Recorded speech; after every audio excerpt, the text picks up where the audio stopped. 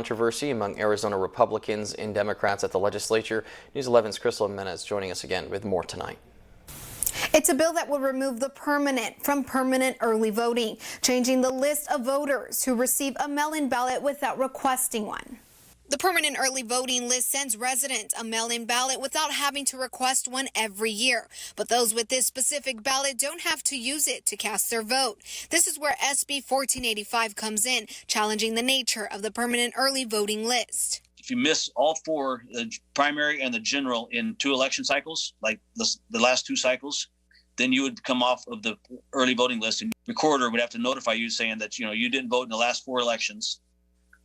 And so we're taking you off the list. You can request to be back on it. Just to randomly take people off because they didn't vote, that's also our right. We registered voters. We go vote when we want to. If we don't want to, we don't have to vote. If we're on the permanent list, we should still be getting a ballot.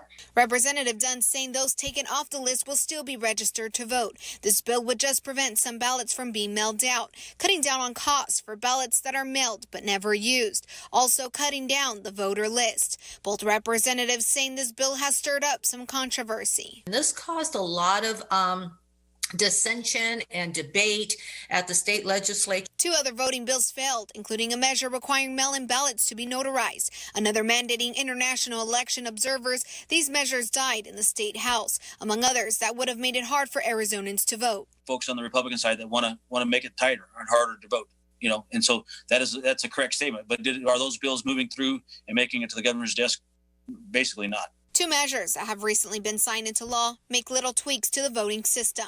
One includes not revealing party affiliation on mail-in ballots. The other makes it easier for recorders to access death databases to remove those who have died from voting lists. Dunn says it's the little things set forth to strengthen Arizona's voting system in the long run, even though not everyone agrees.